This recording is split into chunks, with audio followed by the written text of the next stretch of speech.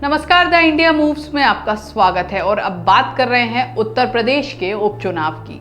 13 तारीख को उत्तर प्रदेश में भी उपचुनाव होने हैं। 10 सीटों पर उपचुनाव होने हैं, जिनमें से 9 सीटों के लिए अब तेज हो गई हैं चर्चाएं, क्योंकि एक सीट जो मिल्कीपुर है वहां पर अभी भी पिटीशन दायर होने की वजह से चुनाव की आगे की प्रक्रिया नहीं बढ़ पाई है।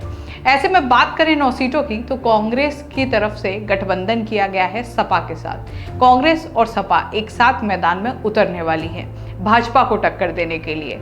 अब कांग्रेस ने 2 सीटें ली हैं और उसके अलावा जो 7 सीटें हैं वो सपा के पास रहने वाली है।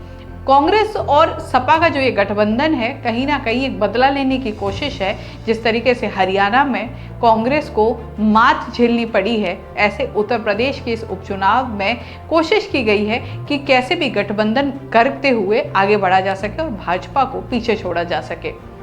उपचुनाव में समझने की चीज़ ये है कि जिस तरीके से सपा ने अपने 7 सीटों पर प्रत्याशी उतारे हैं, वहीं कांग्रेस सिर्फ 2 पर सिमट कर रह गई है। जबकि उत्तर प्रदेश में कांग्रेस की एक वक्त में पकड़ मानी जाती थी, लेकिन अब उत्तर प्रदेश में कहीं ना कहीं कांग्रेस की पकड़ कमज़ोर हुई है। बीजेपी की बात करें तो बीजेपी भी पूरी कोशिश में है कि उपचुनाव में ज़्यादा से ज़्यादा सीटें निकाली जा सकें, जिससे लोकसभा चुनाव के दौरान जो उत्तर प्रदेश में नुकसान हुआ था उसकी भरपाई की जा सके।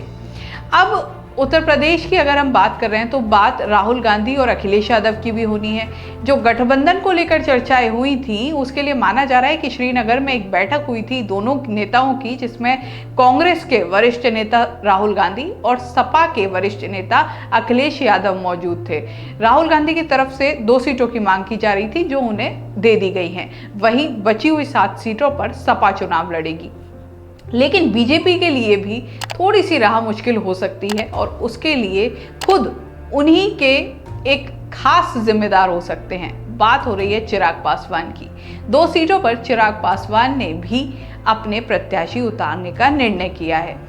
चिराग पासवान का कहना है कि जो भी गठबंधन है वो बिहार या अन्य जगह के लिए है, उत्तर प्रदेश के लिए नहीं। तो बीजेपी के साथ यहाँ कोई गठबंधन नहीं है। 2 सीटों पर तो चिराग पासवान अपने लोग उतारेंगे।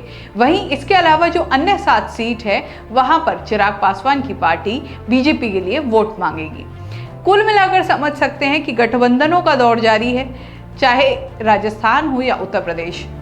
सभी जगह कोशिश की जा रही है कि किसी भी तरीके से ज़्यादा सीटें अपने खाते में ली जा सके। अब देखना होगा कि उत्तर प्रदेश का जो ये सियासी गणित है, जो नंबर गेम है, वो किसके पक्ष में जाता है। क्या योगी आदित्यनाथ का जो करिश्मा है वो बना रहता है, या फिर इस बार राहुल गांधी और अखिलेश यादव की जोड़ी बाजी मार जाती है। वहीं चिराग पासवान का क्या रोल रहने वाला है वो भी देखने की चीज़ होगी, क्योंकि चिराग पासवान कई बार बयान दे चुके हैं कि वो मोदी जी के हनुमान हैं। तो इस बार हनुमान खुद 2 सीटों पर मोदी जी के खिलाफ या कहें भाजपा से अलग होकर अपने प्रत्याशी उतार रहे हैं। तो ऐसे में इस पूरे गणित का क्या समीकरण निकल के सामने आता है, ये देखने वाली बात होगी। उत्तर प्रदेश चुनाव भी काफ़ी दिलचस्प रहने वाले हैं और वहाँ का जो रिजल्ट है आगे की दिशा तय करेगा। तो देखते रहिए द इंडिया मूव्स। इसी तरीके से हम आपको बताते रहेंगे क्या चल रहा है अलग अलग प्रदेशों में, क्या चल रहा है देश में, क्या चल रहा है दुनिया में, और कौन सी ऐसी इंफॉर्मेशन है, कौन सी ऐसी न्यूज़ है जो आपको जाननी ज़रूरी है। नमस्कार।